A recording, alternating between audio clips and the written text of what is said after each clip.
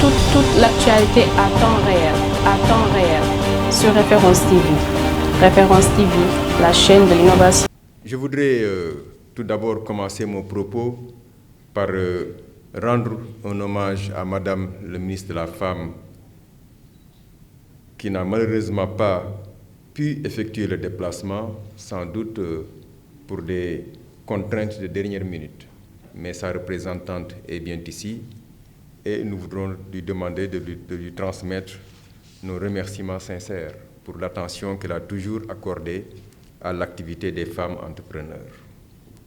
Je voudrais ensuite souhaiter la bienvenue à l'ensemble des invités ici présents ou qui participent en ligne à cet atelier de partage des résultats, mais aussi des leçons apprises au cours des différentes sessions de renforcement de capacités sur les procédures de marché public au profit des femmes entrepreneurs.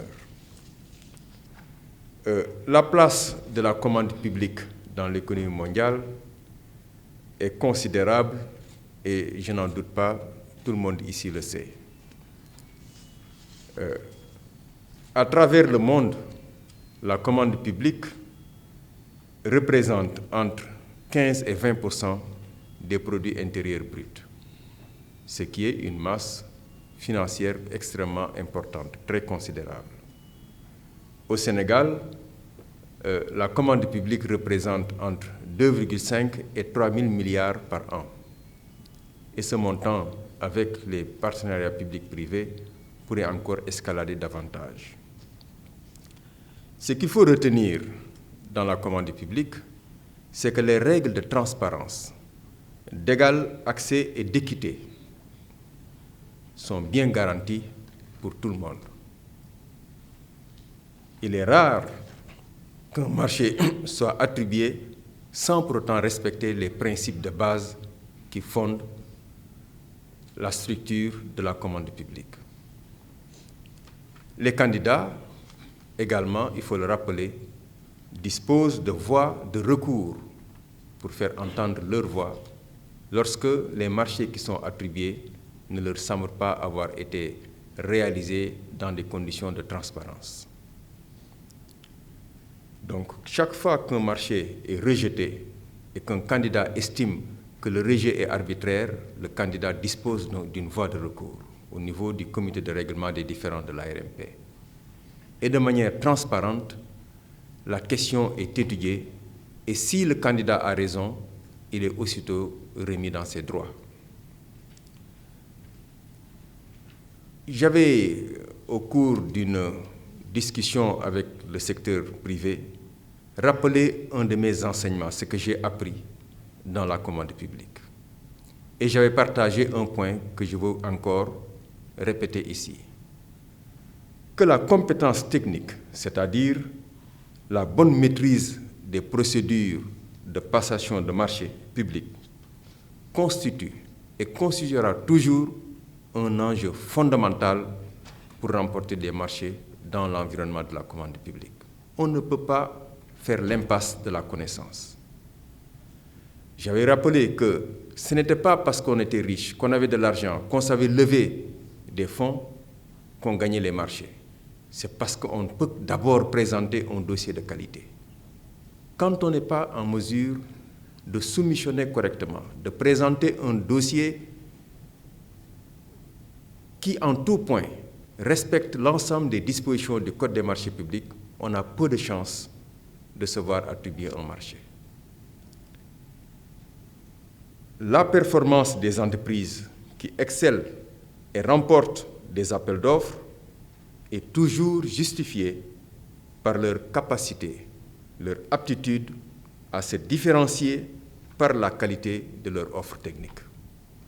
Ça, il ne faut jamais le perdre de vue. C'est un élément, c'est l'enjeu fondamental dans les marchés publics, la connaissance, la compétence technique.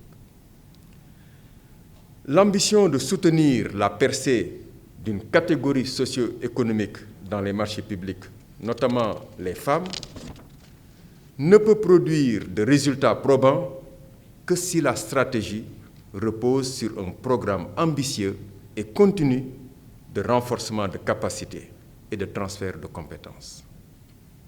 Donc l'enjeu, on tournera, c'est toujours la connaissance, c'est toujours l'aptitude, la capacité à comprendre et à appréhender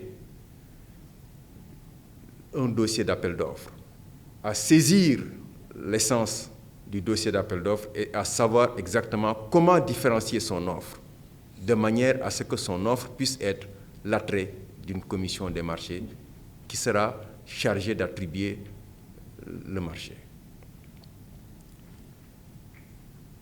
ONU-Femmes a eu la vision et a dégagé les moyens nécessaires pour accompagner les femmes.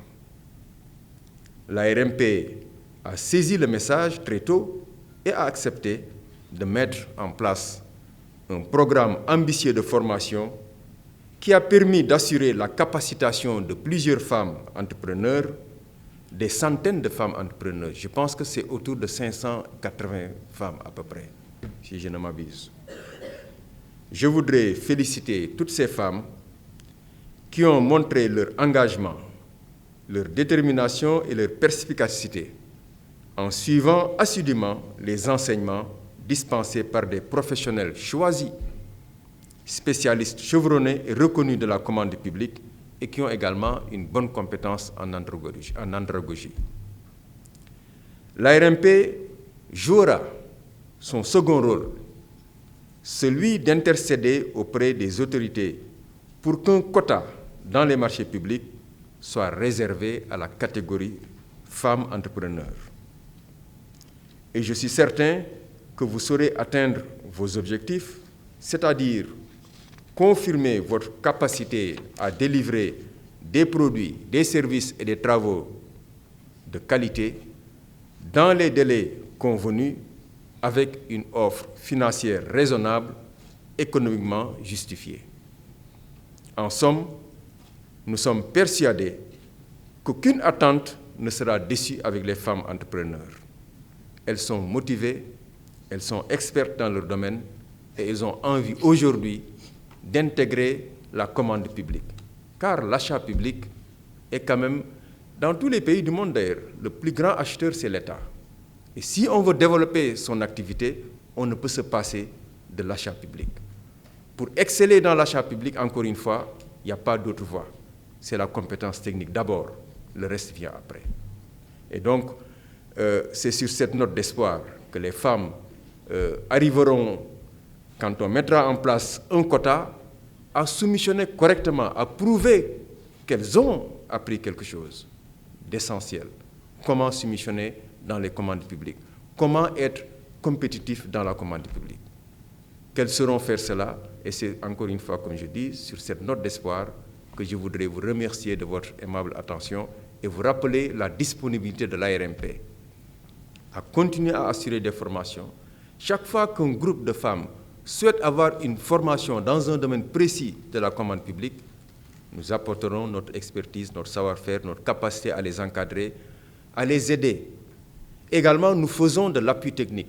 Quand vous voulez soumissionner dans un marché et que vous ne savez pas comment s'y prendre, saisissez-nous. On vous accompagne, on vous aide à voir les dossiers types, à les remplir correctement et à avoir une offre correcte qui ne peut pas être refusée parce que simplement ça n'a pas respecté tel ou tel point. Maintenant, l'offre peut ne pas être compétitive. Mais du point de vue de la présentation de l'offre, de répondre aux attentes techniques exprimées par l'autorité contractante, on pourra toujours vous apporter le soutien sollicité. Je vous remercie de votre attention. Toute l'actualité à temps réel, sur Référence TV. Référence TV, la chaîne de l'innovation.